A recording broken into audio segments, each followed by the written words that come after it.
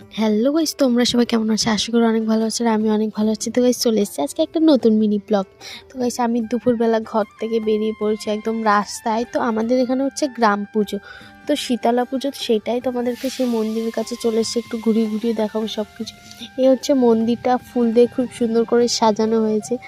তো ওখানে ছিল 3টে বামন, তো পুজো হচ্ছিল, তো 3টে ঠাকুর ছিল। তো যতটুকুনি পারছি, আমি যেটুকুনি পারছি সেটুকু তোমাদের কাছে তুলে ধরছি। তো চলো আজকে পুরো ভিডিওটা দেখতে থাকো, খুবই মজা হতে চলেছে। দেন এখানে নিচে কিছু আলপনা দিয়েছে আর খুবই সুন্দর লাগছে। তারপর আমি একটু ঢোল বাজানোর টিন করছিলাম, তো আমি পারি নাকি দেখছিলাম। তারপর এখানে গন্ডি কাটতে হয়, তাই গন্ডি কাটছিল একটা দিদি আর ঠাম্মা। তো এবছর অতজন গন্ডি কাটেনি, তো অনেক অনেক অনেক বছর অনেক অনেক জন হয়, তো একটু গন্ডি কেটে নিচ্ছিল।